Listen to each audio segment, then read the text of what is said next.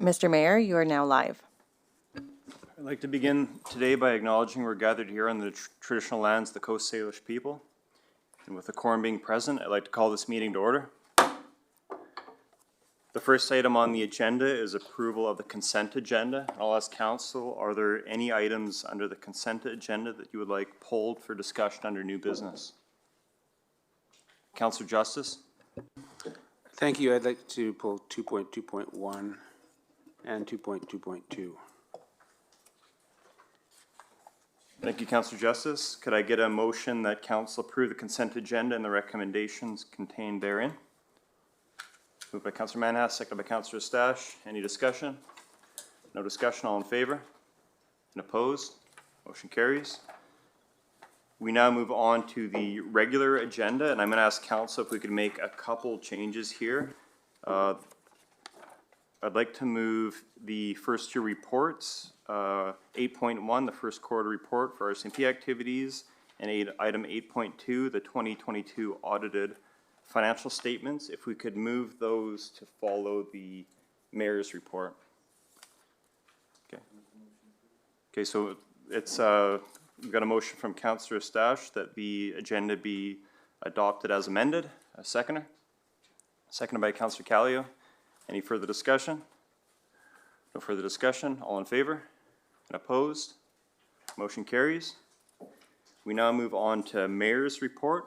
And I'll keep this brief as I know we've got folks waiting to present to council on those two reports.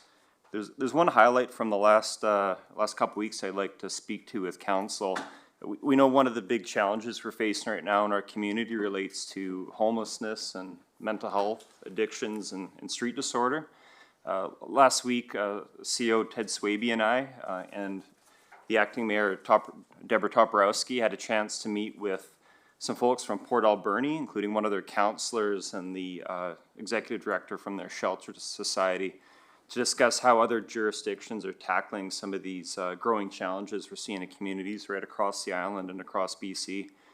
These two individuals, John Douglas West Hewitt, they spent time in Europe studying successful models in Portugal and Northern Italy, both of which include a strong emphasis on recovery communities where people struggling with addictions receive treatment and skills training over a much longer period, typically up to 3 years, than they would normally be seen in a rehabilitation facility. They also pointed to other examples of successful recovery communities in Canada and the United States, particularly Utah. So I'd like to just thank Councillor Toporowski, Duncan Mayor Michelle Staples, who also joined us, our Nanaimo North Cowichan MLA Doug Routley, and Cole Smith from the Cowichan Valley MLA Sonia Fursteno's office for attending the session and discussing how we can learn from other jurisdictions while working together at the local and provincial level to respond to the addictions crisis that is impacting not only the Cowichan region, but folks and communities right across the province. And that concludes my mayor's report. We'll now move on to public input and agenda items. So for public input. Mr. Mayor, I thought you were moving up item 8.1 and 8.2 to follow up your report. Of course, sorry. My messy writing here is a bit hard to read. So we'll go, no delegations, public input comes later. We're going item 8.1. So that is a update on the first quarter report for RCMP activities. And I'd like to invite Inspector Chris Bear to speak to council. Good evening, Mayor and Council. Thank you very much for putting me up to the top of the list. Sorry, everybody else, you have to wait through this. So, I'm here to present the North Cowichan Duncan RCMP Detachment Quarterly Report for January through March 2023. For the entire policing area over the quarter, we received 4,947 calls for service compared to 4,650 in 2022. That's a 6.4% increase in total calls. Crimes against persons were up 23%, included assaults, sex offenses, and uttering threats. Crimes against property were up 19%. Big leader in that were auto thefts. They were up 63%. Break and enter to businesses were up 91%, as was break and enter to residences and B&E others as well.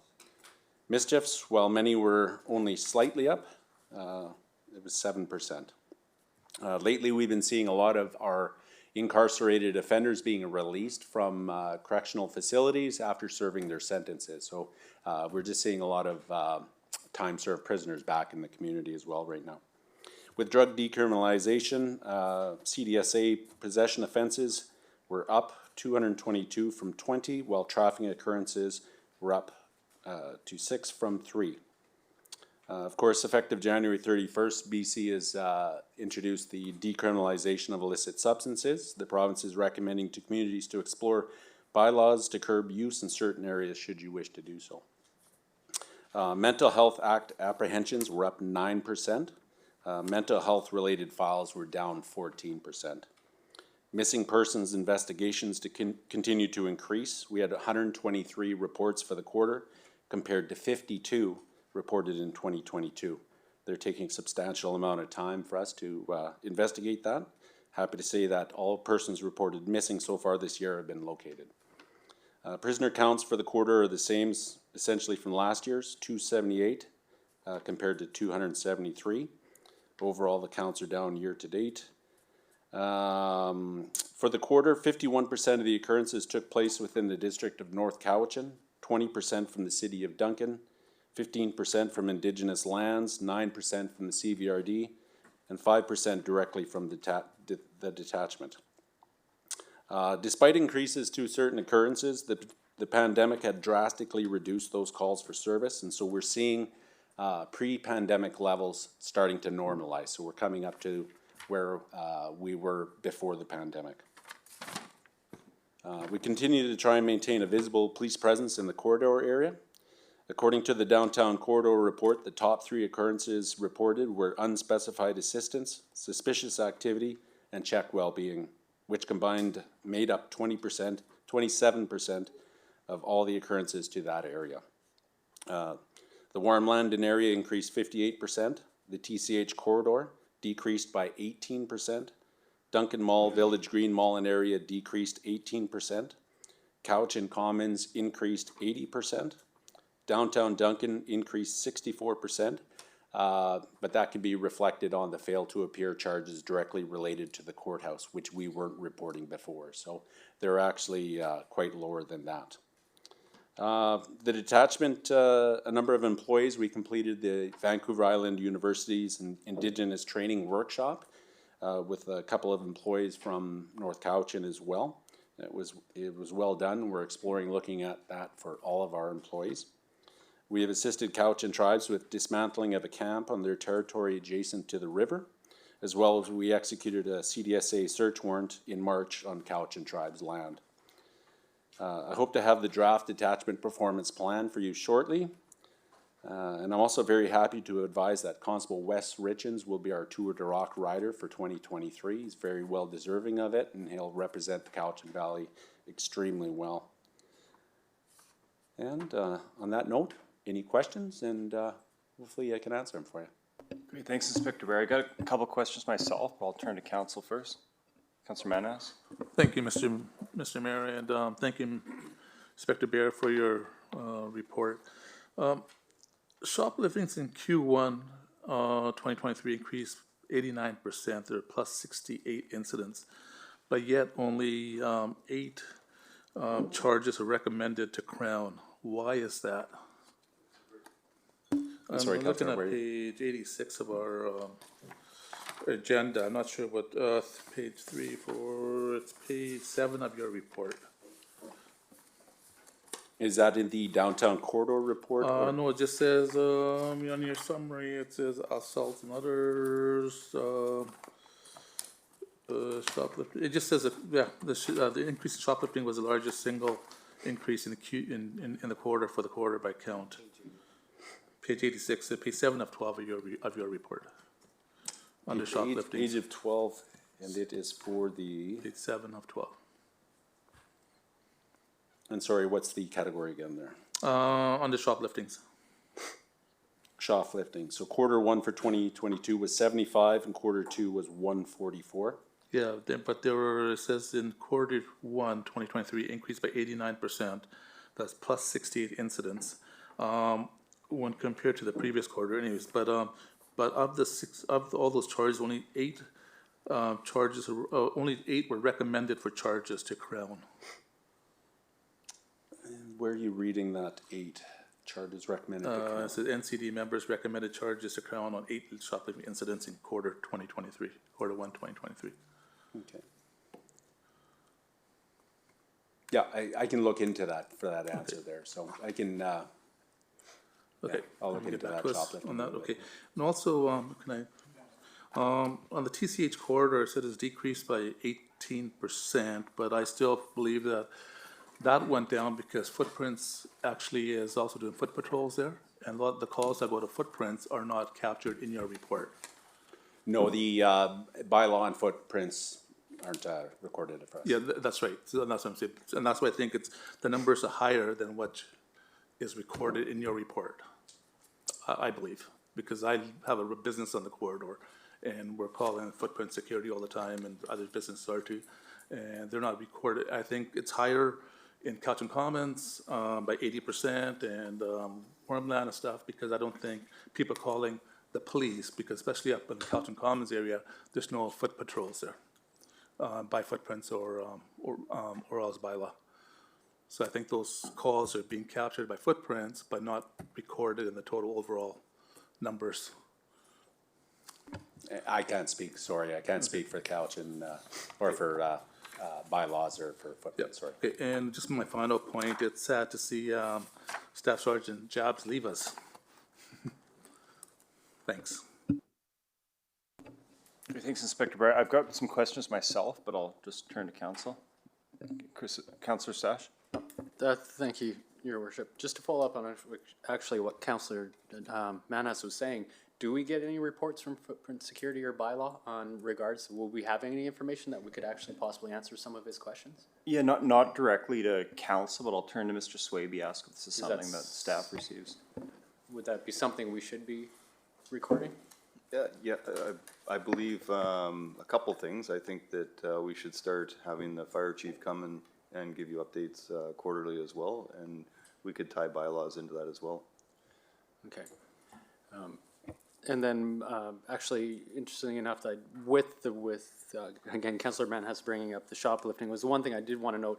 On the counter side of that, we're saying, of course, some of it may be from the economic diversity and obstacles against lots of people, showing that when there was federal and provincial government income relief to people, that it actually saw a decrease in shoplifting. According to your report, you were seeing that people weren't at the edges financially and they didn't have to turn to shoplifting.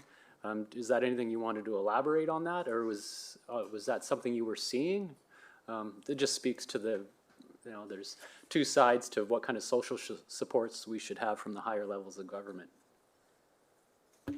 Yeah, from my experience there, we were seeing a lot more people with funds and probably a combination of funds being given out to individuals there for relief, but also there was limiting of persons going into the stores there. We had a lot of security personnel only keeping a set number of individuals from entering the store because they had an occupancy. And so once that was removed and full bore, it's back to pre-pandemic levels. So there could be a number of factors there, and that could have helped out, yes. And one real quick last one, Your Worship, if I could, you did highlight, I know we look at these reports and we're always seeing the tough things, that's the tougher side of our communities. You did touch on one positive being the Tour de Rock coming in Ryder, but what other things that maybe that weren't captured in your report that you want to share that are going well in North Cowichan with the force, with the staff, anything you wanted to touch on that, like possibly that North Cowichan Council's help facilitate or changes? Just, we all hear the tough side, but it also, it's important to hear the good things. So is there anything you wanted to touch on? Well, we got through a strike there with the Peace Act there, so that was a good that was good. So a couple of weeks. No, we do a ton of things, and we see everybody in the community, and I'm sure that each and every one of you see where the police are. And the difficult part for policing is that we are so busy doing all the paperwork, and we don't have a dedicated media relations position to be putting out the good news stories that we do. And I'll be perfectly blunt, we're terrible at selling ourselves because it's always the bad news that comes out. And, you know, we're just trying to get through all the mandatory paperwork, and I'm constantly asking the members saying, hey, tell us about what you did today. And when I hear about it from a counselor or somebody from the school or Ted Swaby coming up to me and saying, hey, this officer did something really good on his own time. I'll give you an example. Wes Richens there, he's riding for Tour de Rock, and he said, yeah, you know, I got to talking to him, and he says, yeah, I've been at all the schools here, been talking to kids about Tour de Rock, and I said, well, how come you're not telling me about that? Where's the pictures and enlightening of that? And it's just, we get so focused on the task at hand, and that it becomes police officers' daily lives, so to speak, and we're always dealing with the cynicism, the negativity, that we forget that, hey, we're being seen out in the community and everybody loves to see us out there. We just forget about that. And so we're always in the rat race, so to speak, and their shift ends at 6:30, most of them, and most of them won't get out of the office until about 7:30 or 8 o'clock tonight, because they're writing up all the paperwork that we've been doing here. So the good news stories, they go to the side. And, you know, I'm always dealing with the emergencies offhand and that. So my email's always on. I always welcome those stories to come to me, and I try to do that. Every time we try to do a media release, it has to be viewed for possibly English and French, and it needs to go to a higher level than me for sign off to make sure it's all ducks in a row. And sometimes it's slower than we would like, but we try to get that messaging out there. But also, we don't control the media as well, and we put out a lot of stuff, and sometimes it doesn't get there. But yeah, no, point well taken, and I'll try to brag the members up. Okay, it wasn't so much that it was just saying that you aren't putting out media releases. I know you're doing good, and I just thought I'd give you the platform to share is what I was actually asking, not saying that you've done anything wrong, but thank you for that. You put me on the spot, Counselor. Oh, there you go, good. I'm drawing a Well- blank right now. Perfect, next time, you'll have a show. Mr. Mayor, maybe just to help toot the inspector's horn a little bit, reinforcing the Indigenous training that was undertaken in order to schedule the amount of officers and staff that he did was a monumental task over 6 or 8 weeks to come to all these sessions. And the importance of that for reconciliation is not to be understated. And the impacts on the officers to hear the Indigenous stories and to go through this process. I think that has consumed the detachment in the past quarter, and it's not to be understated. It was a very monumental task to go through, and very much appreciate it. Great, thanks, Mr. Swaby. Yeah, Inspector Bray, I had a couple questions myself. One is with regards to the prolific offenders. I'm wondering if you could speak to how many of these prolific offenders were typically, the detachment's typically dealing with in our community, and if you could speak also just to some of the recent changes announced at the provincial level. I understand it was last fall the province announced these new, I'm gonna get the terminology right here, but the prolific offender management teams. So there's supposed to be a hub in Nanaimo, and wondering if you have any insight on whether that new Nanaimo hub is gonna provide any assistance to our detachment in terms of dealing with some of these folks. Yeah, so with prolific or priority offenders there, what we did is chronic social offender management. One of our priorities were priority offender projects, and we tried, our goal was 8 for the year, and we ended up with 12. And so I think it should be said that those are the priority offenders or prolific offenders that we designated, so that we spent a lot of time with, so to speak. When we talk about how many prolific offenders are there in the community, that's hard to tell, because how do you quantify that? Who's our biggest problems, kind of thing. What I can say is that we do have I hate to say it, but we've got a target-rich environment there for clientele that we could target, so to speak. So that's not to say that we could put a number on it, like there's 500 in the community or so, or even 30, I don't know. But we can only designate so many as we go along. So we aim for 12, we got 12, and I think we're aiming for a little bit more from that. We had staffing challenges throughout the year as well. Our street crime unit there, or who does the drug section, they identify them, and then they they roll out that information to the rest of the team, and they go out there and they target those individuals, and we do that. So sometimes we're successful and they go to jail or they move out of the jurisdiction, and then we designate another one. And sometimes we're too busy to do it that month, and we'll go from there. I think you're talking about the Repeat Violent Offending Intervention Initiative that was just announced.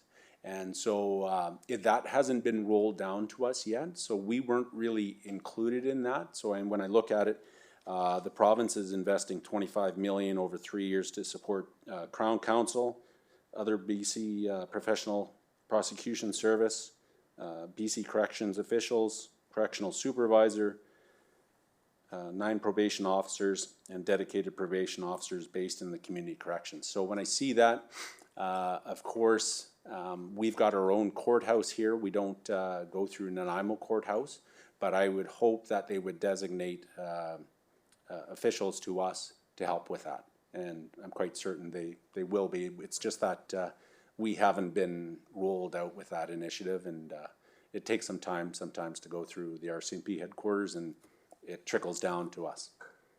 So I hope that answers your question. No, that definitely helps. Regarding the prolific or priority offenders, the other question I had was with regards to, my understanding is the province has given direction to the Crown prosecutors to detain some of these, or to have some of these folks detained, pretrial detention, but that they've ran into issues more at the federal level as a result of a Supreme Court decision a number of years ago, and then federal legislation as well. And just wondering if you have any insight on that as well. I know it's going beyond kind of what we deal with at municipal level here, but hoping to get some insight on what's really holding things up at those senior levels of government. Yeah, and I think everybody's got to remember it's not government that is in the courts and deciding. It's the judges and case law and what's happened in the past and going forward. So the politicians, they're creating the legislation, and of course that's a long, arduous process, so to speak. And so it's got to be, essentially bomb-proof before it goes. So, we just present the matter of facts to the courts, to Crown prosecutors, and then it's up to them to determine whether or not charges are laid and whether or not that person is, we're seeking detention for that person.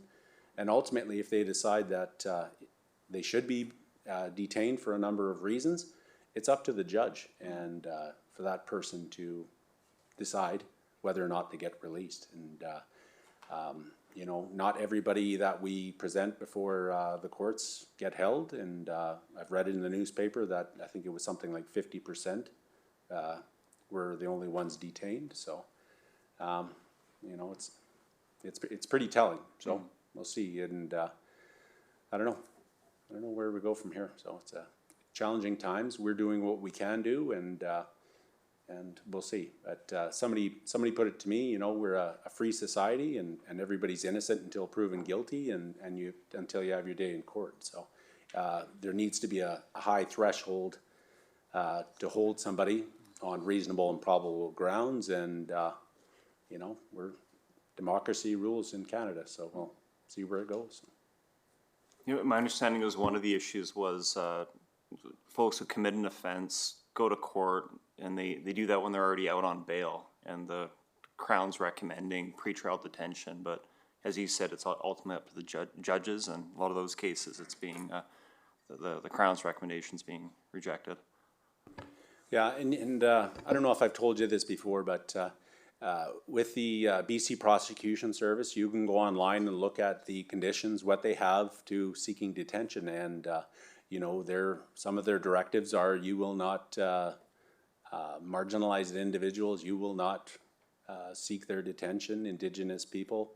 There's a number of stipulations. We're not trying to have these people that are suffering there from social issues, making them the majority in jail. So, yeah, but it's online. You can read it. So I don't have any say in that.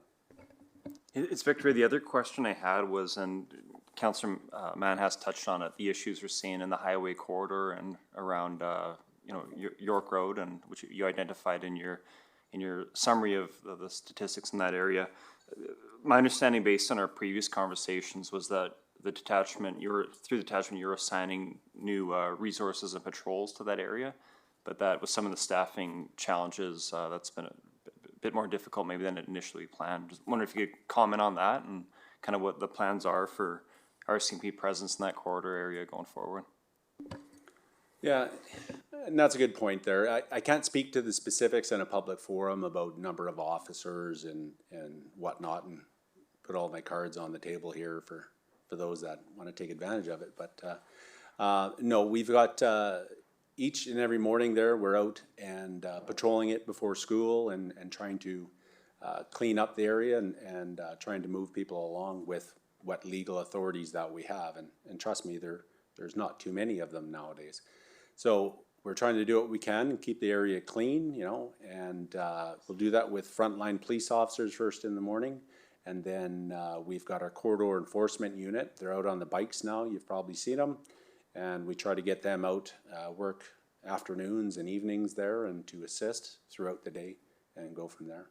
So we try to have that presence there and around lunchtime as well. And try to keep it some kind of order down there and keep it kind of clean. We do get called away from time to time, and so it's not 100% that we're going to be there, and it's a big area that we police, but we try to do our best. Dr. Bray, I had one last question for you, and for the benefit of the rest of council. In terms of the mental health apprehensions, could you maybe walk council through just some of the challenges related to taking on that role for the local officers? You've explained this before, this isn't an area that police are traditionally responsible for, and there's quite a time commitment for your officers to apprehend these individuals, bring them to the hospital, and that long waiting period to transfer them over to the medical professionals. Yeah, so the Section 28 emergency medical apprehensions by policy, ambulance attendants can't do it, doctors can't do it, only police can. So that is the law. We have to, if someone is exhibiting signs of self-harm or mental health that the officer feels that they need to be apprehended, they'll do so. They'll apprehend them, give them their charter of rights, warning, and generally it's not that quick and easy because sometimes when the police officer shows up in a mental health episode, we sometimes tend to inflame the issue, and sometimes we have a good dealing with it as well. So with that, we apprehend, bring them to the hospital forthwith. We don't go anywhere else. We go directly to Cowichan District Hospital. That's where we're supposed to go. We go to the ER, and dependent on what's going on there at any given Sunday, we could be sitting there in the back of the line because it's not a drop and go. We can't do that. We have to sit either till the individual is committed or discharged, and that has to happen from a doctor. We can't get it through the nurse. We can't do it for that. Of course, everybody's been to Cowichan District Hospital, and if you get in within an hour, good luck with that. You're quite happy with that. This is no diss on Island Health and Cowichan District Hospital. They are fantastic up there, and they are tasked with what they have.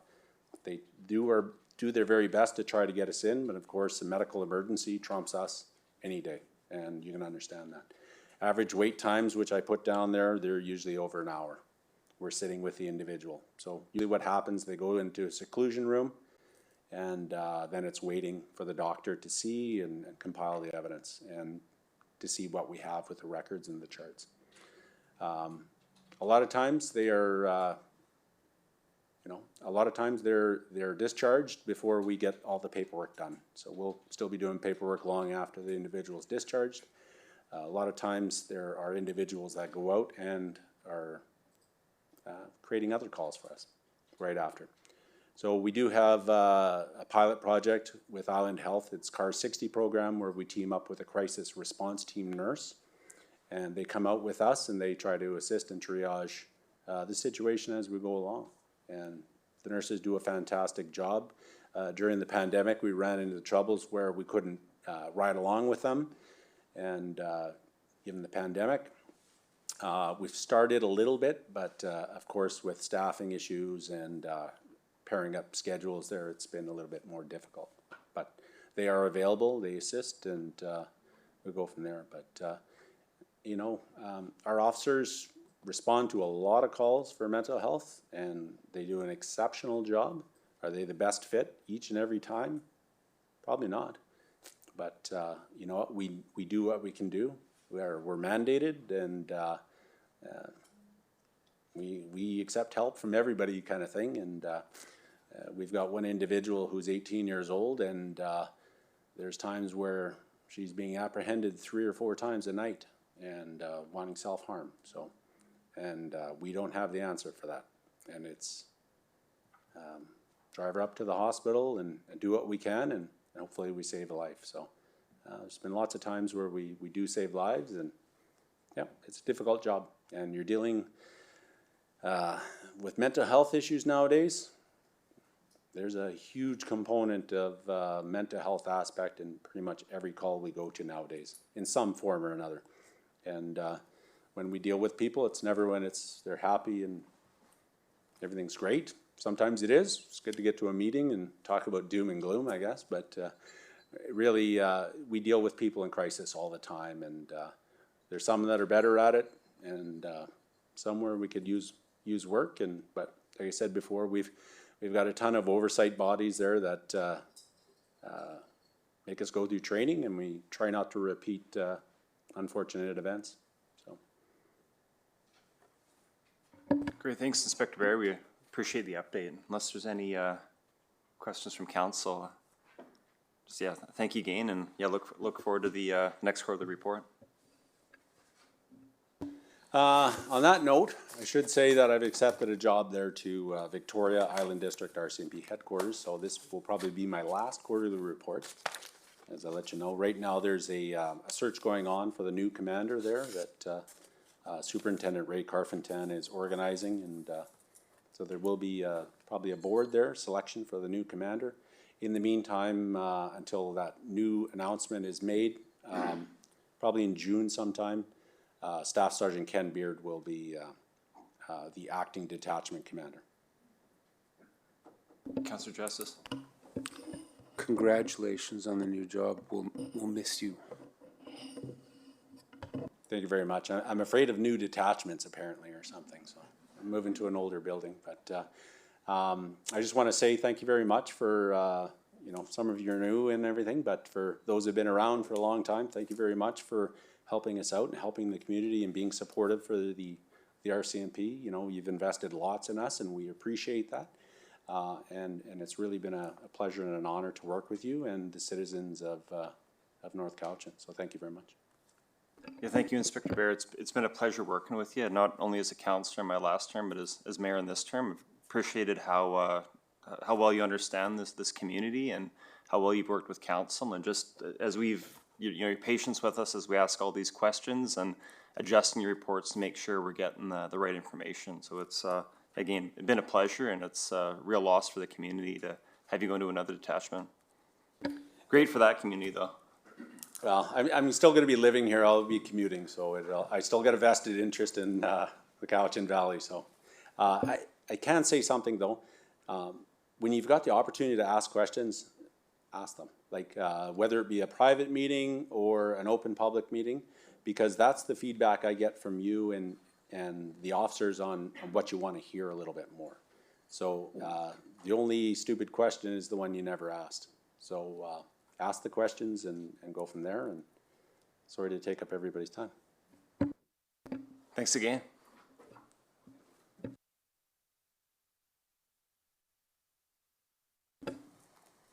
Our next item on the agenda is item 8.2. So again, that was moved up from the reports. This is the 2022 audited financial statements, and I'd like to invite the auditors from KPMG to present to council, and I believe is in person. Perfect. Nice to see you. Nice to see you too. Tough act to follow. Nobody is that engaged in auditing, but we will do what we can as we get through it. Mayor and Council, thank you so much for having us here this evening. So my name's Dan Healy. I've got my colleague here, Cameron Rice-Gurl. And so firstly, our thanks to Talitha and her team for getting through this. As we sort of joke, each time going through an audit is a bit like going through a root canal. We try and make it as painless as possible, but it's still a root canal nonetheless. So as part of the package this evening, there's the audit findings for both the District of North Cowichan as well as the Joint Utilities Board. We'll focus on the results of North Cowichan through this presentation, but if there are questions as it relates to the Joint Utilities Board, happy to answer those at the end. So how we're going to do this, I'll do sort of a bit of an intro, a bit of an overview of where we're at in the audit. Cameron's going to walk us through, say, more specifically on a couple of the key findings, and then we'll open up the floor to questions. We take the report mostly as read. There's 32 pages of detailed audit information, and we don't intend on going through that, but again, certainly happy to do so if you would like.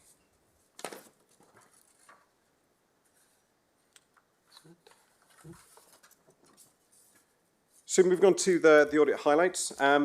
So really an overview of the audit. So the purpose of this report is really to help Mayor and Council sort of understand our audit process, just as part of discharging their responsibilities around sort of management reporting, and as part of the process to accept the statements themselves. The audit is substantially complete now. So it's complete sort of pending a few items. We'll talk to a couple of the items in a second. There were no significant changes in our audit plan from that sort of presented to you a few months ago. No uncorrected misstatements. Cameron's going to walk us through a couple of the identified corrected misstatements in the audit. And no significant control deficiencies were identified, but there is a page on some other observations, some updates on that, on say previous year's comments and what have you. We reconfirm our independence at this stage as well, so we are independent from the municipality. So moving on to the status of the audit. So there are 4 items that are listed on here. One of them was obtaining the last of the legal confirmations. We've now received that, so that's an item that falls off. So we're ready to sign our audit report pending these discussions today. Management's signing the management representation letter, council's acceptance of the financial statements, and us completing any subsequent events review procedures. So Cameron's going to walk us through the significant findings, or significant risks and results. Cameron. Great, thank you, Daniel. So there are 2 significant risks that we're required to look at in every audit. The first being the risk of fraud due to revenue recognition, and the second being the risk of fraud due to management override of controls. The first risk, the risk of fraud due to revenue recognition, is a rebuttable risk, which we have rebutted for this audit, as we feel that our substantive procedures sufficiently reduce this risk to an acceptably low level. The second risk is non-rebuttable, as management is in a unique position to post journal entries or manipulate the financial statements. To address this risk, we perform a number of procedures, one being looking at unusual journal entry combinations and the reasoning for that. The second is performing a retrospective review of estimates. And the third is to look at the nature of any significant unusual transactions that have occurred during the year. We have no findings or matters to report as a result of this. So next I will talk through the audit focus areas. I'm not going to go into too much detail around every single procedure that we performed for this audit, but I'll just highlight the key areas that we focus on. So we look at cash and investments, tangible capital assets, salaries, expenses, payables, revenue, and deferred revenue. In terms of the procedures that we perform for each, for cash, we agree to confirmations and look at bank reconciliations. For tangible capital assets, we'll look at significant capital additions during the year and recalculate amortization expense. For expenses, we perform analytical procedures using prior information and inflation or other factors to develop an expectation for the current year. And for revenue and deferred revenue, we would perform analytical procedures over taxation revenue and obtain grant and funding agreements to ensure that they've been appropriately either recorded as revenue or deferred revenue based on the terms within those agreements. One misstatement that I wanted to highlight today, which has been corrected by management, relates to investments. So under the current accounting standard, investments are required to be recorded at cost. management has recorded the investments at market value, and due to the macroeconomic nature and interest rates changes during the year, the market value of investments was $2.5 million greater than cost at year end. So the adjustment has been made to correct that. So the adjustment's a debit to investment, so increasing your investment and increasing your revenue. Historically, this has been an uncorrected adjustment, but given the conditions during the year, management has been required to record it. There will be a new financial standard that is adopted for the 2023 fiscal year, being financial instruments, which will change the requirement to record investments at fair value moving forward. So I'll pass it back to Daniel. Thanks, Cameron. So just on that misstatement, so it's, to Cameron's point, is that we've identified it historically, but it's usually been, the cost and the market value have usually been pretty close to one another, so it's always been on that list of uncorrected misstatements. Given just the interest rate adjustments in the last years, that delta's got quite large. And so management has been aware of it, but so they sort of knew it wasn't a mistake by management by any means. It was more of just an accounting policy choice. One of the challenges, of course, it's the year before the accounting standards change, and they're required to record it at market value anyway. So next year, the whole thing unwinds again, which we've known that for the last few years, but nobody, I think, sort of predicted the interest rate change we've had in the last little while. So we were hoping to leave it just as uncorrected until next year when it's actually the right way of doing it. So we also joke with sort of Talitha and Walter is that they were right just 5 years ahead of the underlying standard itself. So control deficiencies and other observations. So as part of our audit process, we do look at internal controls, but they're internal controls as they relate to financial reporting. And we test those controls to the extent that it impacts financial reporting and to provide our opinion on the financial statements, not to provide an opinion on internal controls. We are required to talk with Mayor Council about any significant deficiencies in internal control. And a significant deficiency would be an individual deficiency or an aggregation of deficiencies, which in our opinion would merit your attention. We didn't identify any significant deficiencies in the audit. We have identified a couple of observations. Most of the observations are continuations from previous years, only one new observation in the current year. We don't believe they meet that definition of control deficiency and certainly not a significant deficiency, but that they're really as for your information. So that was really, I think, all we wanted to talk to you on the report itself, so certainly happy to open it up to questions. Great, thank you for that. I'll turn to Council. Councillor Manhas. Thank you, Mr. Mayor, and thank you for that presentation. And a couple of my questions I had was the status of the audit and the outstanding items, 4 outstanding items. You said that they have been completed. And my second question is regarding the investments, and that's done. My third question is the recommendation that the CAO expenses be signed off by the mayor. Is that being approved by, or is that the process we're going to be moving forward with, or would the CEO expenses be approved by the mayor? That's one of the recommendations. Yeah, of this audit. my experience, that isn't the current policy, but I'll turn to the audit team or Mr. Swaby. I think it's actually a good recommendation, and we'll look into implementing that. That's the way it was for me in other, in the last stop. The time before that, that wasn't the case, but it's a good practice. Yeah, and I agree totally. Thank you. Councillor Stash. Thank you, Your Worship, and thank you, Councillor Justice Manhas for taking the one I was going to ask. I was just curious on that. The previous council I was on, that was the policy that the mayor signs off with the financial officer on that. So that was my question on that open small deficiency, and then just if we had any, since it was 2020 on the DCAs, what staff's plans were to account for taking in the recommendations there from KPMG with accounting for those DCAs. Mr. Mayor, it's certainly something that the CFO is in charge of, and will be talking to me about the changes, and we'll look at a process to implement them. And then lastly, I can sympathize with how difficult it is to keep up in reconciliation as a business owner, and I see that we just had a new employee within our financial division with their announcement. So hopefully, I imagine that's just something, it was that our ability to keep up with reconciliations, just a matter of our staff resources. In a lot of cases, it's a timing issue. It relates to when we get information from the bank versus when it shows up in our statements. And so sometimes it's a matter of staff trying to locate, like frequently the province will send us grant money, but we don't exactly know which grant it's from. So sometimes it's just related to trying to finish all of those reconciliations before they're willing to push go on it. We are working with our team to make sure that they are done on quite a timely basis going forward. Any further questions from council? Yeah, Councillor Manhas, If nobody else got a question. go for it. My question is for the Director of Finance. I can't find it right now in the financial statements, but it was, I think we had a large amount of tax fines this year as compared to prior years.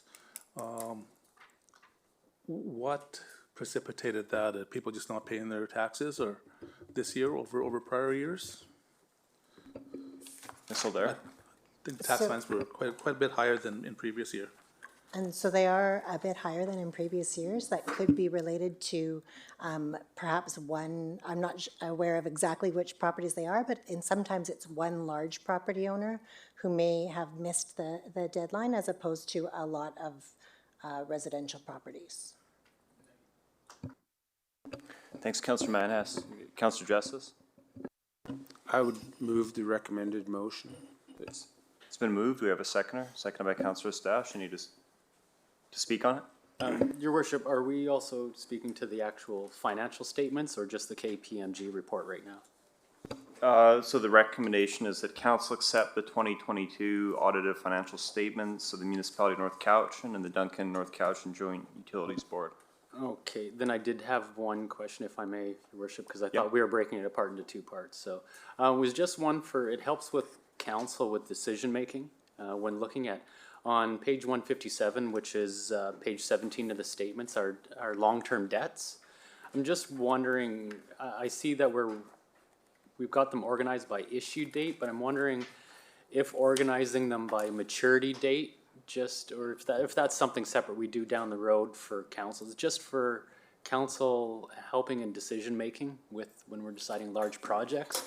We have a better idea when maturity comes on things and how, basically for planning capital expenditure, we have a better idea when our debt's off the table and, or maybe we need to take a pause in certain years. But I was just curious on what staff's thought or thought on that. If we keep it as in the MFA, or do we actually sort it by maturity date? Well, Ms. Alder, I'm not sure if you want to comment on that. I think, Mr. Mayor, and well, Ms. Solder, I think there's value in both. I think in budgeting, that issue comes up quite a bit on when is the debt being retired on, for example, the aquatic center and what kind of room do we have. So let us give some thought to that on how we can help with that. Yeah, thanks. It's just some years is where we don't give a tax break we keep our growth of our tax going every year, but we're actually not taking on new capital projects that year. And I'm just looking at the really smart work of staff did of actually taking those capital funds we had, which saved us $390,000 a year on the Crofton Fire Hall. So if we had a year we could take some capital money, I know again we had the discussion about 15%, 20%, how much we should be putting in capital a year, but money that we saved a year, we could look at snowballing, use that personal finance term of snowballing our attack on debt and dealing with amortization, and we're actually freeing up our cash flow that we can actually spend even more on capital the next year.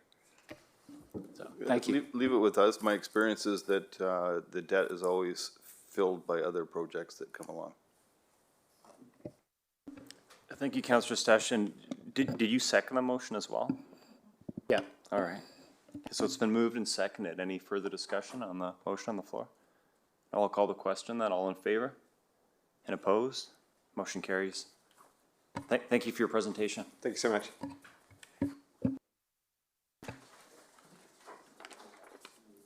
So the next item on the agenda is public input on agenda items. And just for any folks in the gallery or online, we allow a maximum of 5 speakers, and it's 3 minutes each. And I'm just going to turn to IT staff now to walk everyone through what the process is for anyone participating virtually who would like to participate in the public input portion of the meeting.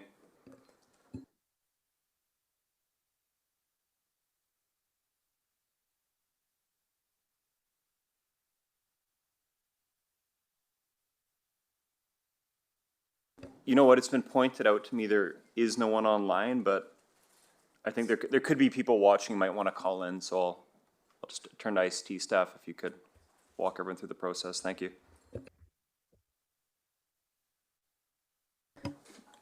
So when you're on the desktop or the web client, you click raise hand button, or on the mobile app, press the 3-dot button, then raise hand, or by telephone, press *3 to raise or lower hand. Great, thank you for that. I'll now turn to the public input sign-up sheet. The first name we have here is Joseph Enslow, and Mr. Enslow, if you could come up to the podium and just state your address. So the item that I was talking to was 2.2.1. It got pulled earlier. Can I still speak to it? Of course, yeah, please do. Okay, cool. Yeah, so Joseph Enslow, I live on Lane Road. So good afternoon, Mayor, Council. I'm here to speak today on behalf of COPE, that's the Citizens Oversight and Accountability Project, on item 2.2.1. It's an email from a business in Whistler asking if North Cowichan wouldn't mind renaming our entire library of literature to cancel natural gas and replace all forms of language with fossil gas instead. The email suggests it's as easy as opening a Word document and simply pressing Control F to find and replace all words associated with it. In my 15-year career in a corporate setting, I can assure you that it's a ridiculous and naive thought, and that the effort to change that would be so simple. It's also concerning that at some point we had pulled the email at all, since it did not come from North Cowichan residents, nor is it a North Cowichan business. Upon further review, you'll also notice it doesn't mention North Cowichan, Cowichan Valley, or even Vancouver Island. It also doesn't mention any councillor, the mayor by name. It's merely a copy-paste form letter sent to dozens of municipalities hoping somebody would give it an ear. I think it's an embarrassment that we even pulled it and are about to speak on it now. Having said that, I wanted to ensure that it wasn't myself that was off base, or perhaps out of touch with North Cowichan residents, since the email in question contained 5 conversations of people seemingly in kindergarten or perhaps a grade school of some form, as the majority of adults that I know would assume they know what natural gas is. Assuming, however, is not enough. So today, myself and Adriana hit the streets and interviewed about 15 residents and asked them what natural gas is. The video interviews and full transcript will be available on our social media and website. That's coap.ca. In summary, every single resident that we interviewed fully understood what natural gas was, how it's formed, where it came from, what it's used for in homes and businesses. Perhaps it's a confusing subject for that business or the people that use their services, but rest assured, despite the email stating, and I quote, that many residents in your municipality may not be aware that natural gas is a fossil fuel, I can assure you that residents here where we live are more than aware and see no reason to spend time, money, or resources to arbitrarily update our literature to cancel words and to replace them with these childish substitutes that honestly are an insult to our intelligence. Thank you, Council, for your attention. Thank you. The next name on the sign-up sheet, Adriana Richards. Ms. Richards, if you could come up to the podium and state your address. Hello, Mayor and Council. It's Adriana from Fairview Way. Is it not on? Oh. I'm speaking on behalf of COPE, a group of engaged citizens who have joined us under the expectation that we speak on their behalf against multiple current agendas and policies. Today, I'm here to speak on item 2.2.1. I'm going to start off with a quote from Forbes magazine. Fossils are mineralized remains of ancient plants and animals. They are our primary way of studying life forms that lived millions of years ago. But actual fossils have nothing to do with any of the fuels. The term fossil has come to be used as slang for anything particularly ancient, even though it's not the original meaning of the word. As a result, these fuel sources that come from ancient plants and animals are referred to with that word, even though no actual fossils are involved. Once again, Council's looking to accept a letter from a climate extremist who seems to not be a taxpayer of North Cowichan, all the while ignoring letters from the tax base. For instance, the letter Cope sent asking Council to refrain from purchasing electric fleet vehicles until they could ethically source the batteries. So it now seems odd that Council would even consider changing a name of a gas that drives less damage to the earth than the batteries cause in order to help the public understand that natural gas is not some magical natural fairy dust, which, after taking our poll today in Duncan and North Cowichan, we found that everyone is quite aware of what gas is and how it is sourced.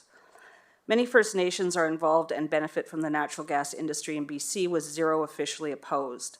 Juxtaposed to Indigenous folks across the planet that are being poisoned, displaced, having their water turned undrinkable, and their children dying for the batteries, the author of the letter proposes to be the only source of energy we use.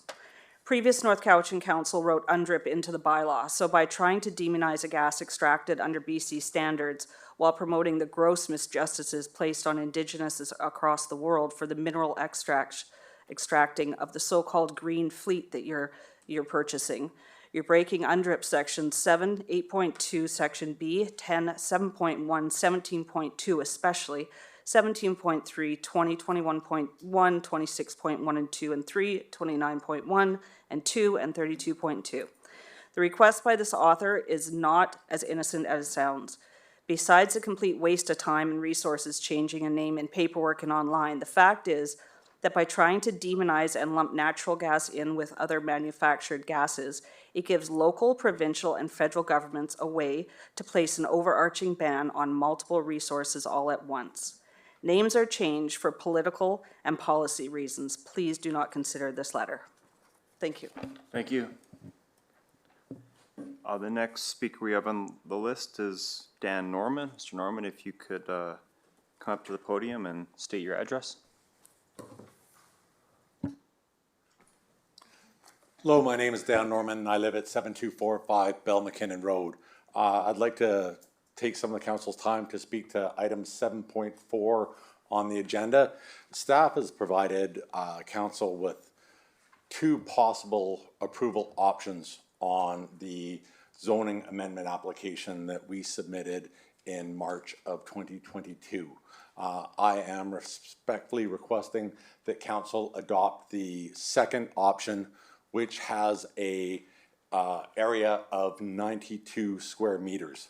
To provide a little bit of context for this, in the summer of 2021, my son-in-law was offered employment in the Cowichan Valley and the opportunity for our daughter and her family to return to the Cowichan Valley. At this point, we began exploring housing options with them. As you're well aware, housing options within, affordable housing options, family housing options within the Cowichan Valley are very limited. My son-in-law moved out with us in October of 2021, at which time I came to visit the planning department in North Cowichan. My initial thought had been the temporary trailer permit, as two of my direct neighbors have parents accommodated on their property under the temporary trailer permit. The planning department strongly recommended that I not apply under the temporary trailer permit, that I apply under the rural secondary dwelling on rural lands policy that was developed in 2019. That outlined the area of 92 square meters. That was recommended to me in October of 2021, at which point it was also suggested that I engage a QEP, a qualified environmental professional, as there is a man-made pond on my property, contact a groundwater professional to ensure that the property would properly perk, and have the property surveyed. I did all of these things and had a pre-planning meeting with the planning department in January of 2022. At this point, I met with the planning department, the engineering department, and the building department, each of them reviewing the preliminary application and providing the recommendations. I took these recommendations and submitted a zoning amendment application in March of 2022. Optimistically hoping that I would be able to help my children into adequate housing in a timely fashion. Unfortunately, it's been about a 15-month time period since my application was submitted. Mr. Norman, sorry to interrupt, but you've got about 5 seconds left. Okay, wrap it up quickly. We designed the home under the policies that I was given by the planning department, and I've followed their guidance each step of the way. The policy, there was a new policy adopted in October of 2022 of 90 square meters applying to parcels larger than mine of 2 hectares. We're at 2 acres, not 2 hectares. The planning department has provided you 2 options. I respectfully request that you use the 92 square meters, as that is what I've designed and purchased a house to be built based on. Great, thank you, Mr. Norman. Thank you. The next speaker we have on the list is Kevin Miller. Mr. Miller, if you could come up to the podium and state your address.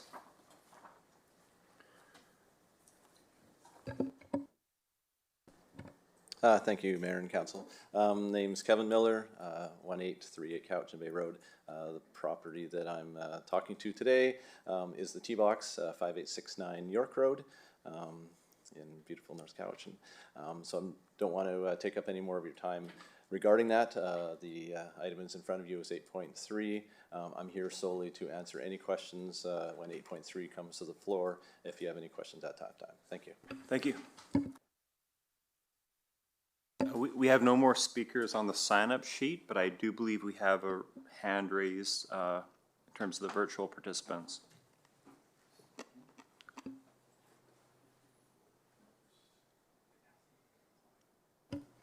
Sandy is now unmuted.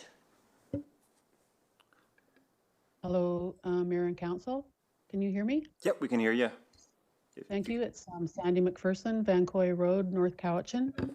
I also wanted to speak to item 2.2.1, Mr. Dearden's letter, which I think probably, because when I was on council in the Highlands, oftentimes letters come like this that are, they pretty much blanket the province.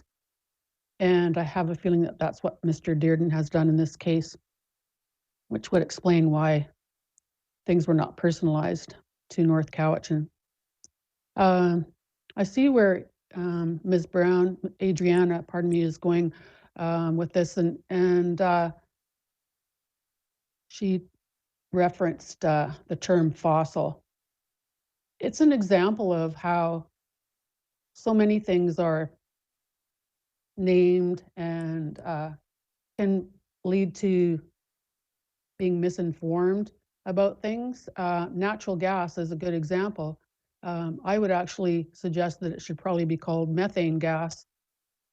But what Mr. Dearden's letter does is beg discussion on a much higher level, the big picture level, and looking at not as he's suggesting, I would say, changing all the terms in documents of North Cowichan, but for there to be perhaps a discussion by the Environment Advisory Committee as to the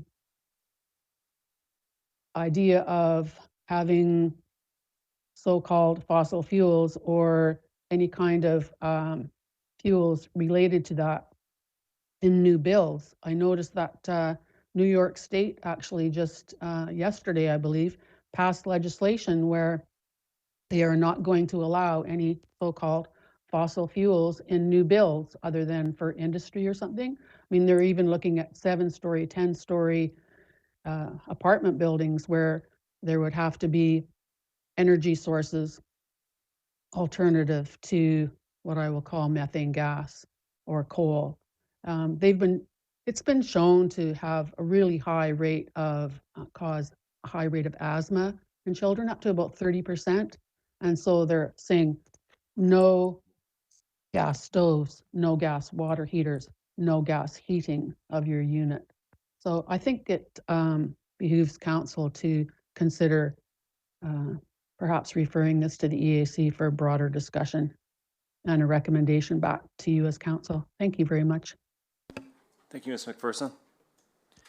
I'll turn to IT staff and ask if there are any other virtual participants with their hands raised. There is not, Mr. Mayor. All right, thank you. So we now move on to bylaws. I'll turn to you, Ms. Martineau, for item 7.1. Okay, so public notice bylaw number 3906 received first three readings on April 19th. If adopted, the bylaw will establish an alternative means for publishing statutory notices by posting the first notice through social media and the second notice in the local newspaper, and add the provisions related to the distance for delivering notices related to land use applications. As the bylaw that contains these provisions will be repealed once this bylaw is adopted. The recommendation is that council adopt public notice bylaw number 3906, 2023. Could I get a motion for the recommendation? Moved by Councillor Staff, seconded by Councillor Callio. Any discussion? No discussion, all in favor? And opposed, motion carries. Over to Ms. Martineau for item 7.2. Okay, so 2023 tax rates bylaw number 3907 received first three readings on April 19th. If adopted, the bylaw will establish the tax rates per property class for municipal purposes, the Chemainus Business Improvement Area, the CVRD, including the Cowichan Community Center, the Theater Grant, the Cowichan River Flood Management and Regional Recreation, and the Cowichan Valley Regional Hospital District for the 2023 taxation year. The recommendation is that council adopt tax rates bylaw number 3907, 2023.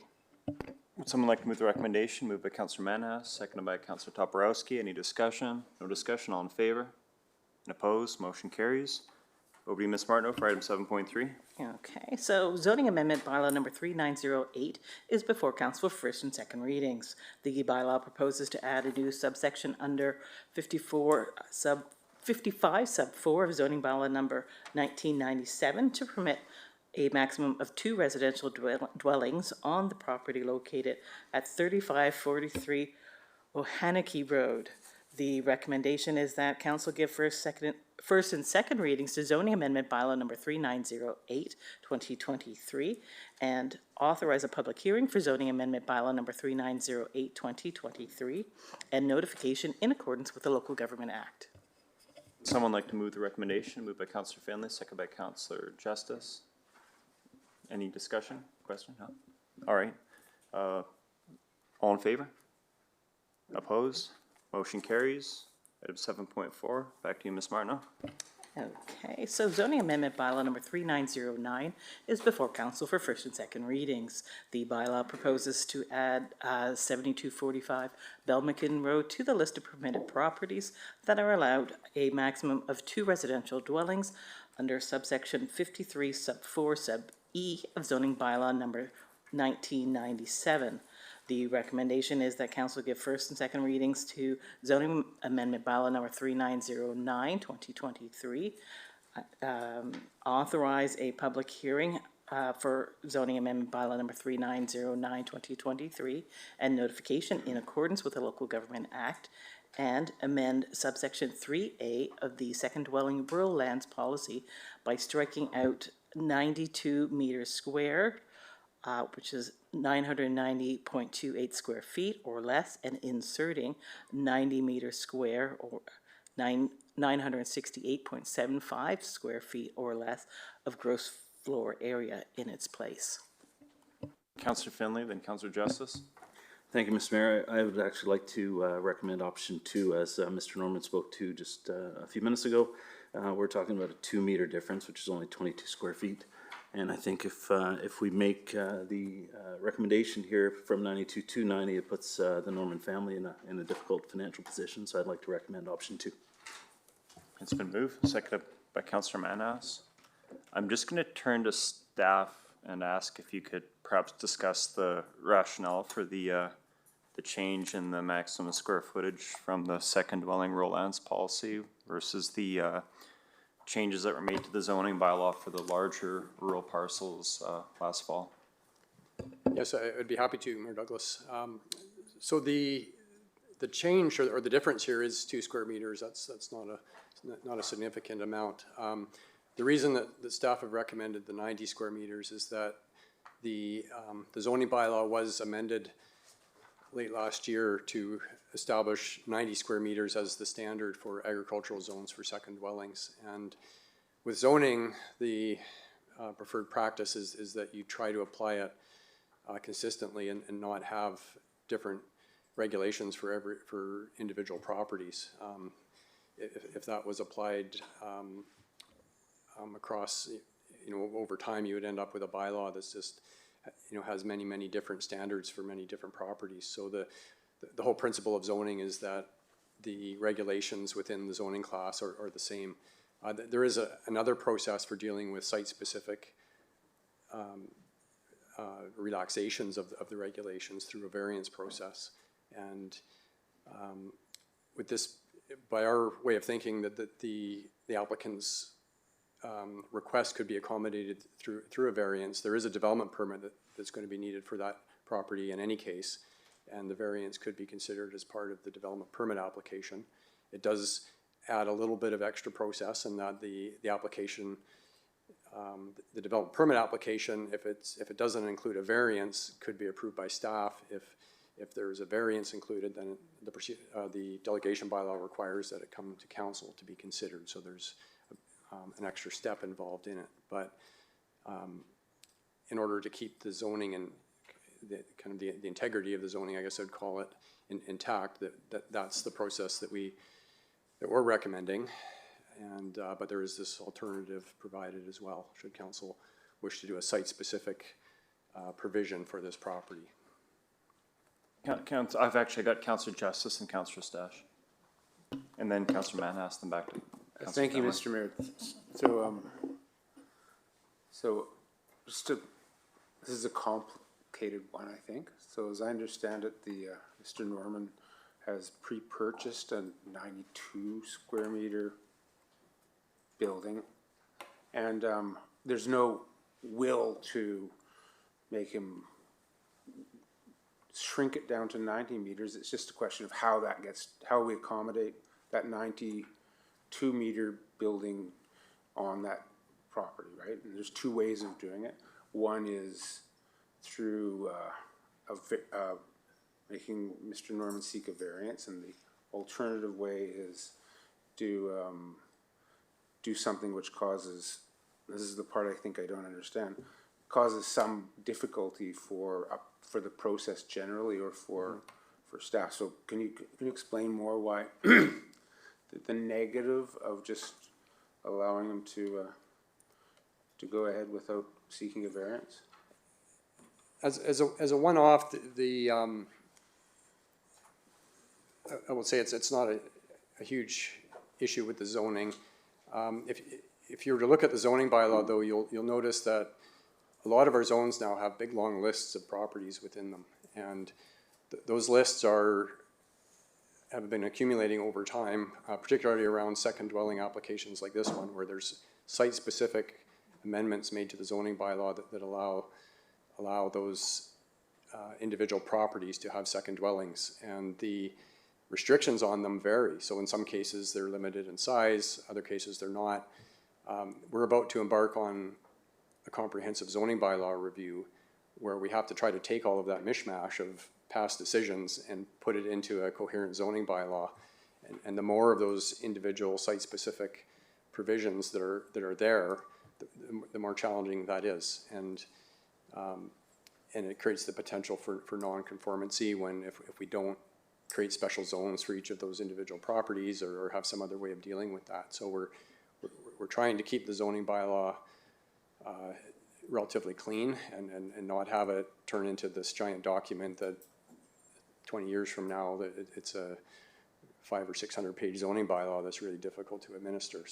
So the variance process allows that because the relaxation can be granted without having to do the insertion into the zoning bylaw. And I appreciate it's kind of an academic sounding explanation, but that's there are consequences to doing it the way that's been requested. I just have a follow-up. Thank you.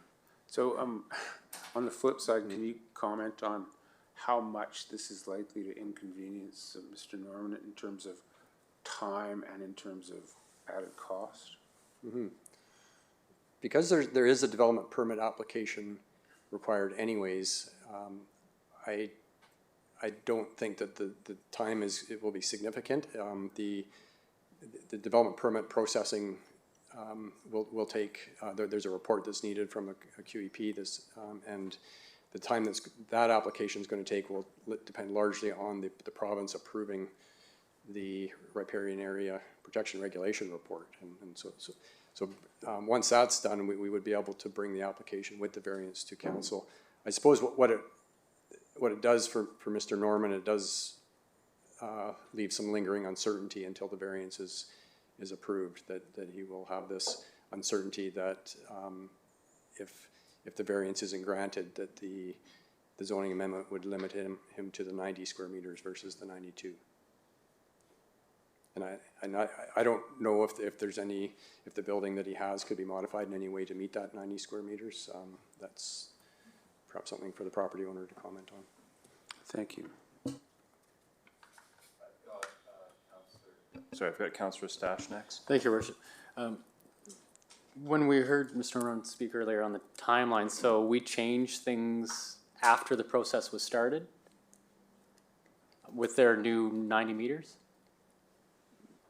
So the zoning bylaw was amended late last year, and when Mr. Norman had applied, there was a policy in place. So the policy wasn't a regulation, it was just providing some criteria that would be used to guide a rezoning process. And so the change was that there was this 90 square meters. It was really based on the Agricultural Land Commission's standards. And so what we were trying to do is to harmonize North Cowichan's standards with the Agricultural Land Commission standards so that we're not working with two different numbers.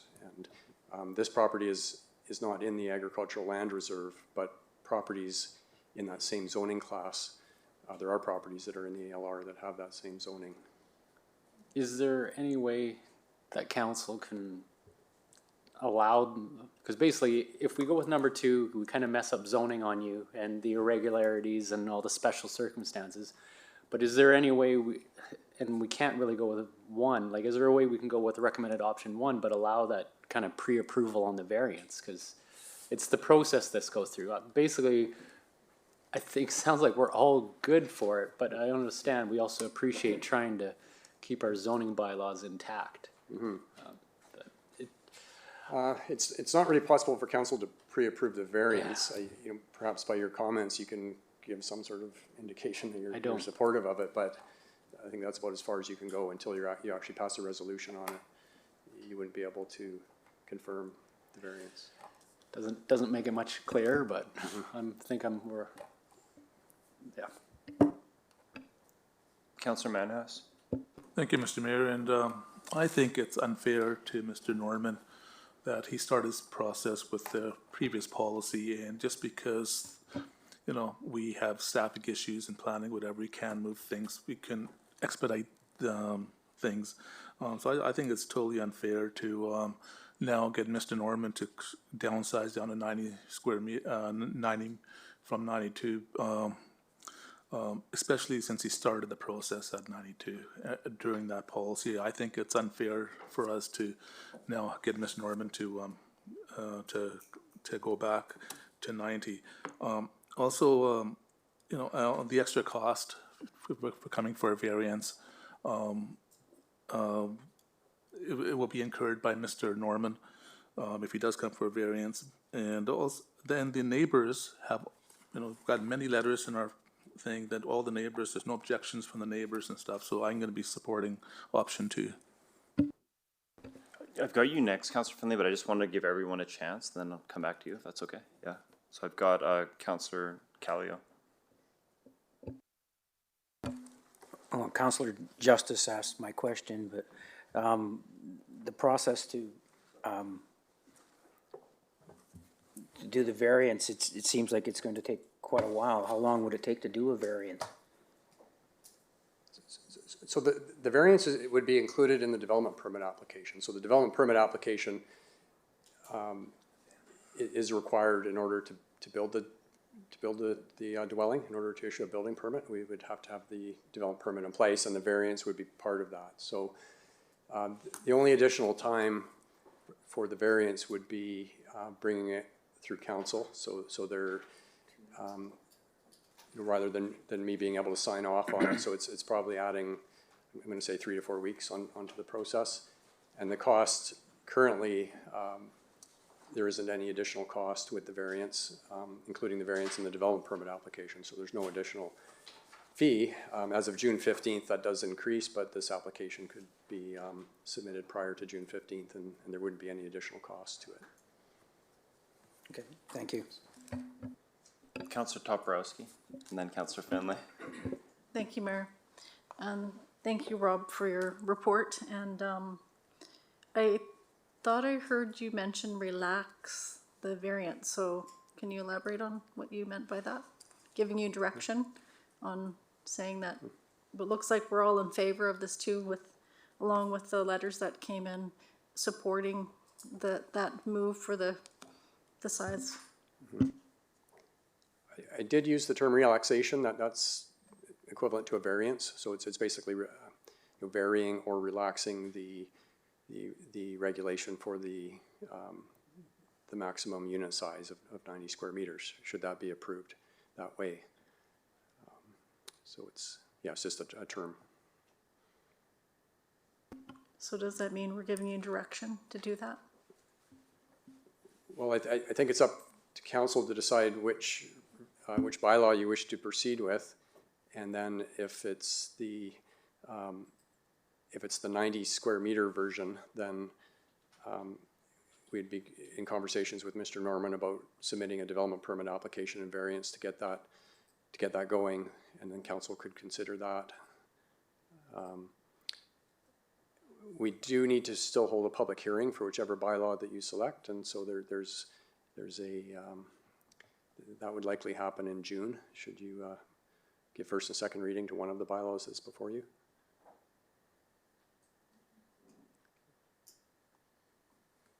I'm going to go back to Councillor Finlay and then to Councillor Stash as well. But one question with regards to the option that's moved, option 2. If we do pass option 2 allowing 92 square meters for this particular proposal, the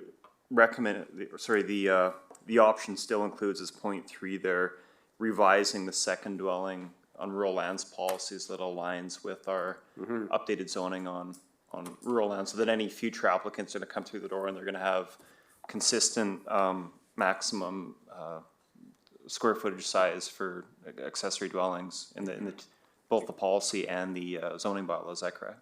Exactly. That part of the recommendation is there so that this issue doesn't repeat itself with future applicants wanting to apply and finding that they're thinking that they're going to get 92 square meters and it ends up being 90. Yes. Great. Thank you. Councillor Finlay, Councillor Stowers, and Councillor Justice. Thanks, Mr. Mayor. Our zoning bylaw, like you said, Mr. Conway, has a whole bunch of amendments and revisions. It was done in 1997, so obviously that things change. When the new zoning bylaw process happens, we're going to have a whole ton of properties that are legal non-conforming in those different zones.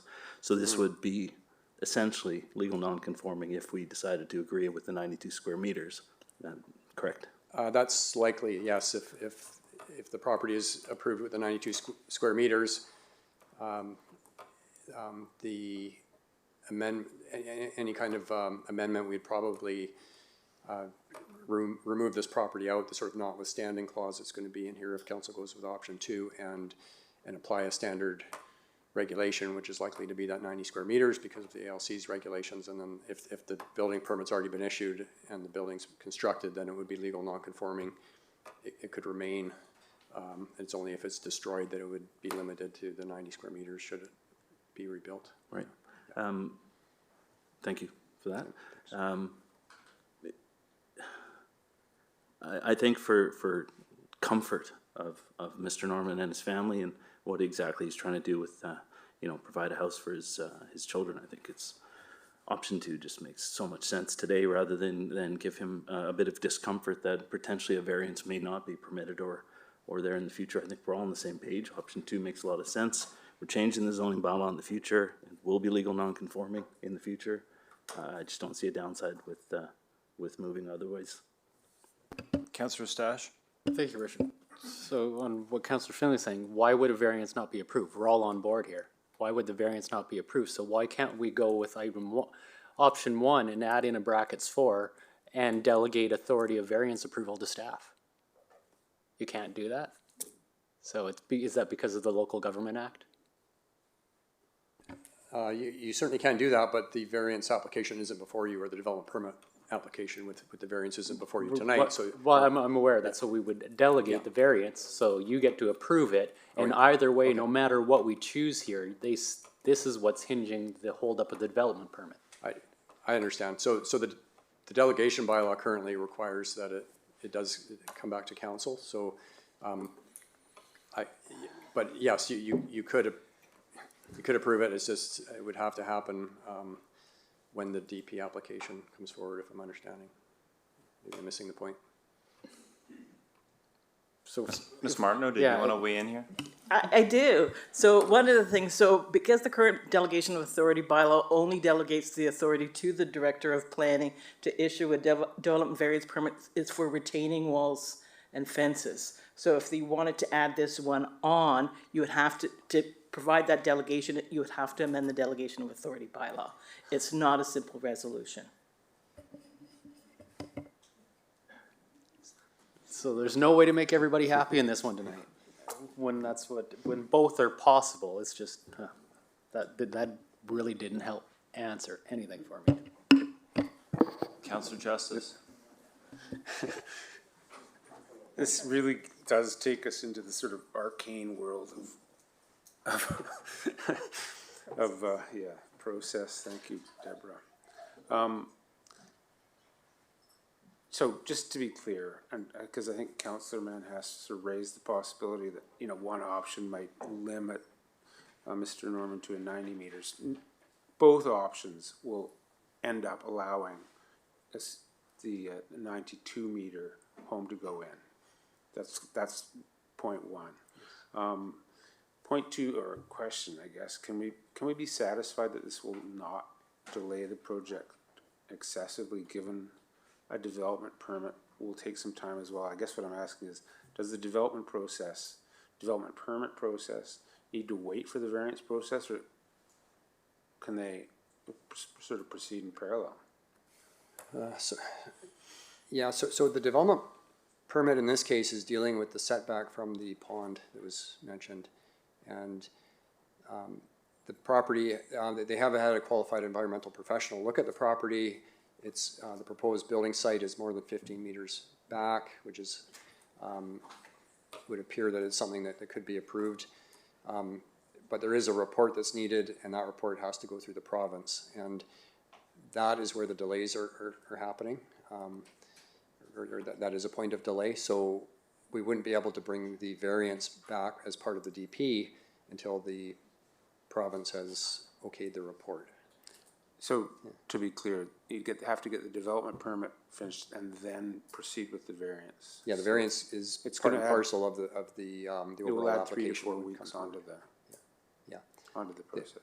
The other route is the applicant could apply separately for a development variance permit, and it could be brought forward that way, which detaches it from the development permit, but then that's an extra fee, it's an extra application, and I don't know if this helps. The reason that we've proposed it this way is to try to keep it clean. If council wishes to advance this, there's nothing wrong with that. It's just it does, and it's a one-off. It's one of many, so it wouldn't be a tragedy if you decided to do it that way. And I think Councillor Finley's correct that it could be cleaned up when the bylaw, when the new zoning bylaw happens, and it does create some non-conformity, which isn't ideal, but it's relatively minor. It's only a few square meters that we're talking about. So I don't want to make it sound like this is a hill that staff are trying to die on here or anything, but it is best practice to not do it this way. But council Okay. can deviate from that if you Right. wish. Thank you. I'm now clear. I noticed Mr. Price had popped up. I'm not sure if you have anything to add to Mr. Conway's comments. Good. Thank you, Mayor. No, I think the Director of Planning and Building has covered everything. All right. Thanks. Thank you. All right, Council, we ready to call the question? Yeah, we've got a motion on the floor and seconded. Councillor Callio, you. The motion here, you know what, I'll read it out unless Ms. Martineau is faster than me and can get to it sooner. Yeah, you want to read out I option can read K? it. Okay, so the motion that is on the floor is that council give first and second readings to zoning amendment bylaw, that in brackets, section 53 exemption, bylaw number 3909, 2023. Authorize a public hearing for zoning amendment that in brackets, section 53 exemption, bylaw number 3903, 2023, and notification in accordance with the Local Government Act, and amend section 3A of second dwelling rural lands policy by striking out 92 meters square, which is 990.28 square feet or less, and inserting 90 meters square or 968.75 square feet or less of gross floor area in its place. Great, thanks, Ms. Martineau. Just so council's clear, we're allowing the exemption for this one property, but at the same time, the motion is cleaning up our second dwelling on rural lands policy, so it's consistent with our updated zoning bylaw from last fall. I think Mr. Conway is nodding, not seeing him shaking his head, so I got it right, all right. If we're ready for the question, all in favor? And opposed? Motion carries. We now move on to reports, and we've already covered 8.1 and 8.2, so we're at 8.3. Over to you, Mr. Swaby. Thank you, Mr. Mayor. This is an application for the T-Box liquor primary license application, and the purpose of for council to consider whether it wishes to provide comments on the application, and the recommendation from staff is that council opt out of the local government's comment process for a liquor primary license for the T-Box located at 5869 York Road. Would someone like to move the recommendation? Moved by Councillor Justice, seconded by Councillor Manhas. Any discussion? No discussion, all in favor? Opposed? Motion carried. Item 8.4, over to you, Mr. Swaby.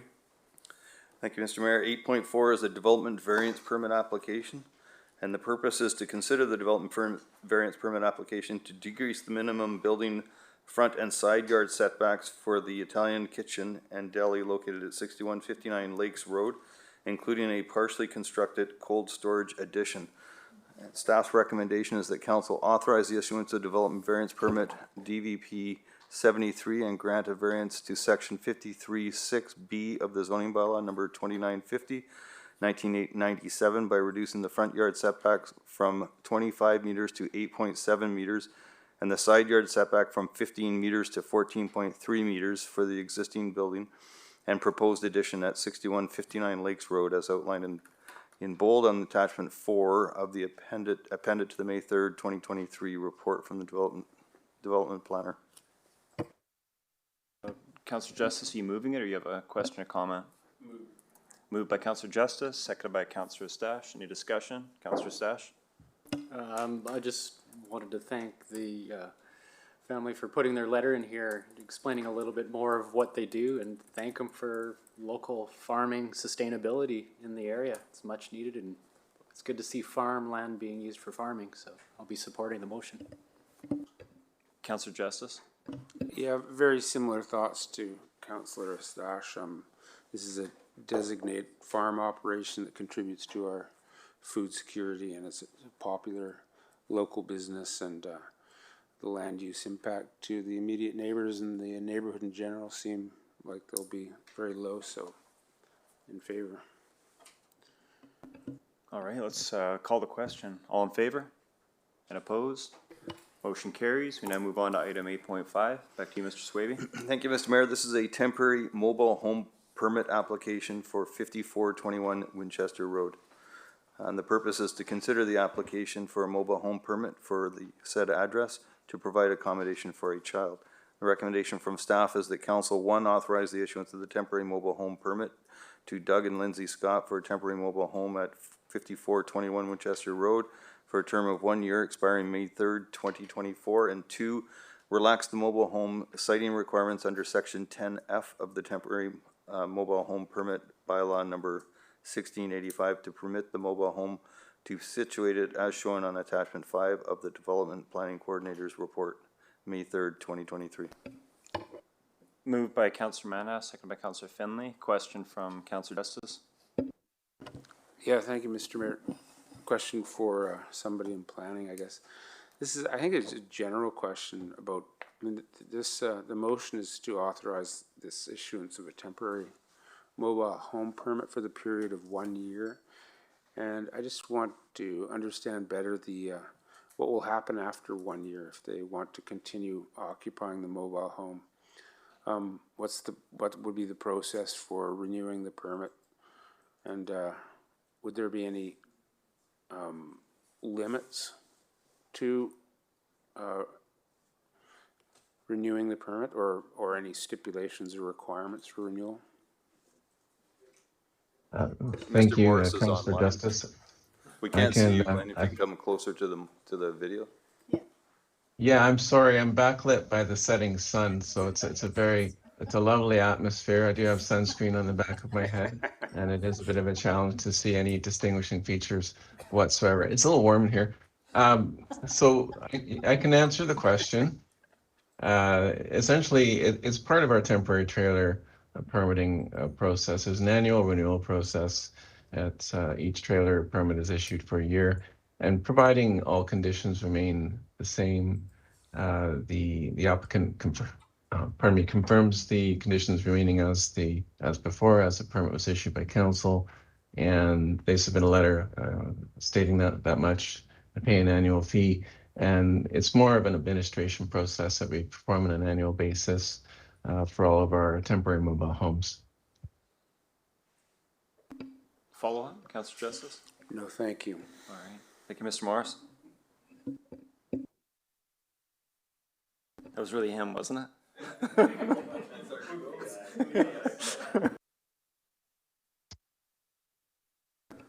All right, does someone want to move the recommendation? Or no, it already has. Yeah, Councillor Mannas moved it, Councillor Finley seconded it. Any further discussion? No further discussion. All in favor? And opposed? Motion carries. Item 8.6, back to you, Mr. Swaby. Thank you, Mr. Mayor. 8.6 is the recommended purchase of the automated garbage trucks, and staff's recommendations that council authorize the purchase of 3 Freightliner M2-106 automated garbage trucks for $1,577,204, and 1 Mack LR electric automated truck for $1,043,731 from Rollins Manufacturer Limited. Would someone like to move the recommendation? Moved by Councillor Stash, seconded by Councillor Callio. Any discussion? Councillor Stash? Thank you. I just wanted to point out it's good to see a local company win the contract, as Rollins has opened up their large facility on Smiley Road in Chemainus in the industrial area. So it's good to see a local company that can support the units and get it. So just kudos to a local company coming in under budget and winning the RFP. Councillor Finley. Thanks, Mr. Mayor. As you know, I'm very much against the electric vehicle, the electric garbage truck. And for another reason, I just found out that we would be the first municipality, I believe, to actually own our own electric. The Squamish one is actually owned by GFL, if I understand correctly. So we are now on the leading edge, which I don't know if I'm comfortable with. I'm sure not for this purchase. And I won't be voting in favor of this at all. Thank you. Thank you. Councillor Stash, to close. To close real quick, I'll just loop my fellow colleague, Councillor Callio, in here just on the merits of electric to share we had the tour of the electric, and not to use the word Zamboni, but ice surfacer that is now in the Cowichan Community Center in the rink there. And all of staff are constantly raving about it and the efficiencies in their operations because of it. So just wanted to share that it's not a first there, but they've replaced something that's as iconic as, what team do you like? The Maple Leafs?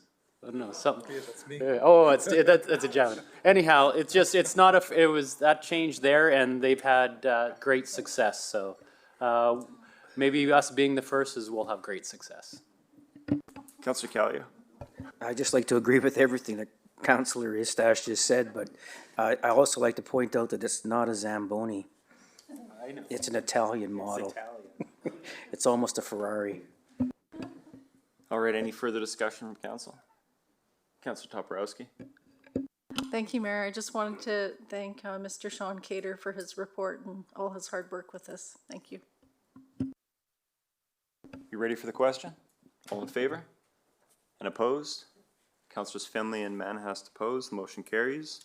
We now move on to item 9.1, and Councillor Justice, I believe you're supposed to read out the notice of motion. Just to remind council and members of the public, we won't be debating this notice of motion date. We'll be debated at the next council meeting. Thank you, Mr. Mayor. With your permission, I will forego reading the whereas clauses and just read the resolution. Council directs staff as an add-on to the biodiversity policy work to 1, assess through literature review the risks and impact of various types of trails and trail use, including but not limited to hiking, cross-country and downhill biking, equestrian, off-leash dog walking, or on wildlife, soils, ecology, vegetation, and water. 2, suggest ways to mitigate real or potential risks to existing trails where necessary. And 3, identify areas where sanctioned trails should be avoided either for certain trail uses or altogether. Thank you, Councillor Justice. And again, we will be debating it. Okay. Councillor Staff. If your worship, I don't know how you bring it up, but I think there was actually an error in the title though, because I believe the title topic was supposed to be ecological impact of various types of trails and trail use. That's what the entire context of the notice of motion relays, whereas the title is not indicative of the context of what the motion is. Councillor Justice, I'll turn to you as the author. Yeah, I think that is the intent of the motion. That better reflects the intent of the motion. So when it comes to its final version, it will certainly imply, use that wording. All right. So it comes back to us 2 weeks, and it sounds like you're going to work with staff to clean up the wording on that. All right. So now moving on to new business, we have 2 items pulled from the consent agenda. So item 2.2.1 and 2.2.2. And Councillor Justice, as you pull both of these, I'll invite you to speak to item 2.2.1. Thank you, Mr. Mayor. This is the famous item 2.2.1, which has been spoken to by 3 people in public input, which I think was really great. It is an interesting thing to think about. The argument that's being made by the letter writers that we ought to stop referring to so-called natural gas and instead refer to it as fossil gas. And I understand that what we call natural gas is actually methane, which is a potent greenhouse gas, which can trap as much as 84 times as much heat in the atmosphere as carbon dioxide, and by some estimates is responsible for 25% of climate change effects that we've seen. So it's a area of some intense focus. I guess the argument is that being made in the letter is that calling methane natural gas hides from consumers the fact that it is a fossil fuel and makes it seem like a good thing because the word natural is very powerful and tends to bias us to view whatever is attached to it as healthy. Think of things like healthy foods or that sort of thing. So I guess I wonder if our environmental staff have any comments about this. I guess would the environmental staff like to comment on whether there's any climate action value in relabeling it at a local level? And I guess I would precede that by saying I believe we will be receiving a report in June about the option of moving to a zero carbon step code And would that in any way be relevant to the discussion of the labeling of natural gas? Mr. Conway, would you like to comment on this? Yes, thanks for the opportunity, Mr. Mayor, and to respond to Councillor Justice's question.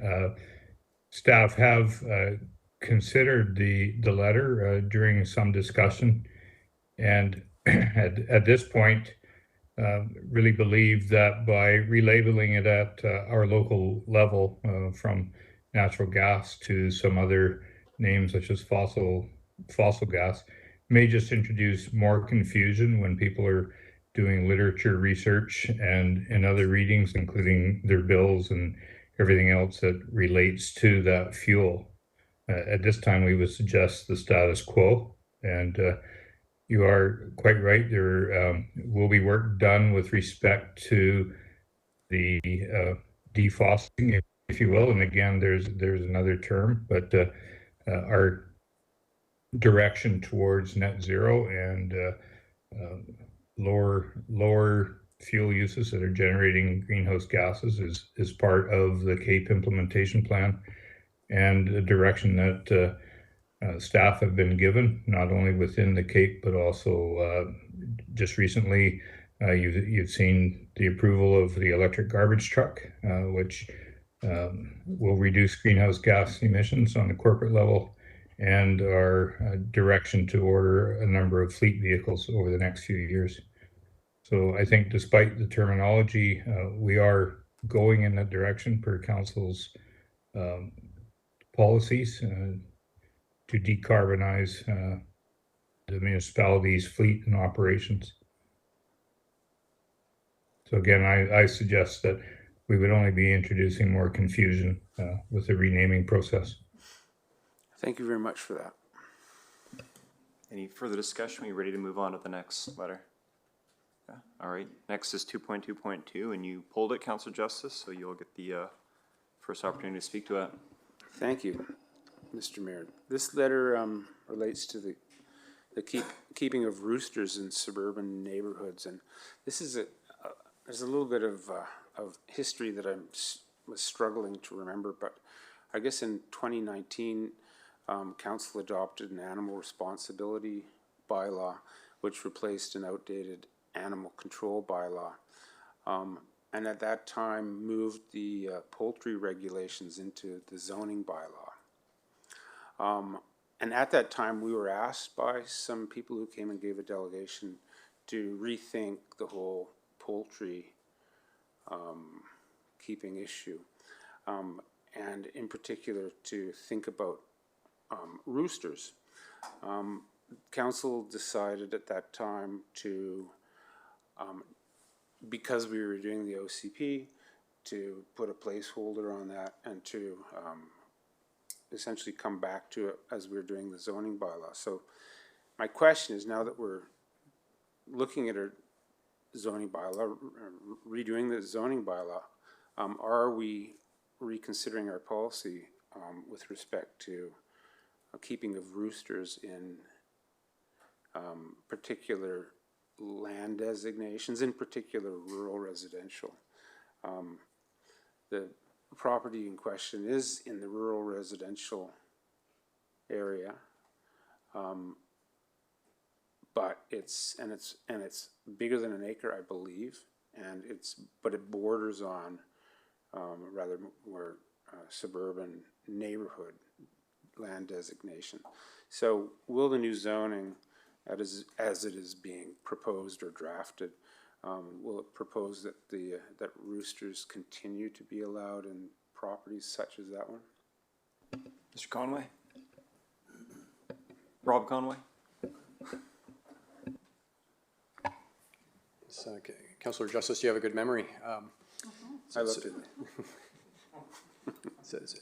So yeah, I do recall the discussion as well. So currently the zoning bylaw states that properties that are under 0.4 of an acre cannot have poultry on them. And when there was this meeting, this meeting that was brought up was about considering urban poultry, and a lot of communities have gone that route where poultry are allowed, and often those kinds of regulations preclude roosters. And so that is tagged as something that would be looked at through this zoning bylaw review to look at opening up opportunities for some form of poultry keeping on smaller properties. And there would likely be some regulations that come along with that. Could well be the roosters are not permitted, but hens are, something like that. And there would be a small number of poultry that would be identified that could be kept on smaller properties. That doesn't necessarily deal with the issue that's dealt with here, although that it might be an opening for council to consider whether you want to have other provisions in the bylaw that deal with poultry keeping or other forms of agriculture in areas outside of urban areas. But my recollection was that whole discussion was more about the keeping of chickens and other forms of poultry or animals on smaller parcels. Yeah, just as a point of history, there was a discussion of the keeping of roosters, and there was one councillor who was adamantly defending the roosters, and the story made the Cowichan Citizen. So, yeah. But it sort of raises a slightly different question, which is the zoning bylaw is going to be filled with these sorts of things. Will council have a chance to look at the provisions within each zone in that level of detail? Yes, definitely. The project, and there's a presentation coming, but the project's going to be broke down into components. And what we're talking about now is what we would call the general regulations. That there's sections in the zoning bylaw that deal with specific topics like urban poultry or home-based businesses, bed and breakfast. So there's separate provisions where council can identify how far you want to go or what type of regulations you'd want within those. So yes. Mr. Mayor, I think one of the other things we would want to look at is, depending on what council in this situation wanted to do, is whether you would want to introduce regulations back into the animal poultry bylaw, and whether that gave you more ability to deal with existing situations. Like if it's in the zoning bylaw, it's clear that it's going to be non-conforming.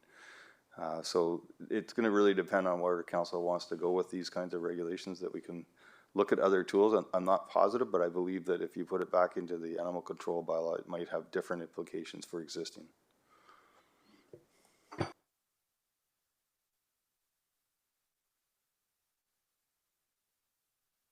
Thank you. All right, any other comments on item 2.2.2? No? All right, let's move on then to question period, and I'll start with the gallery and ask if there's anyone who wants to step forward to the podium with any questions for council on any of the items discussed today. All right, I'll turn to IT staff and just ask if there are any virtual participants with their hands raised. There is not, Mr. Mayor. All right, well, that concludes our business, so I'll declare this meeting adjourned. Thanks, everyone.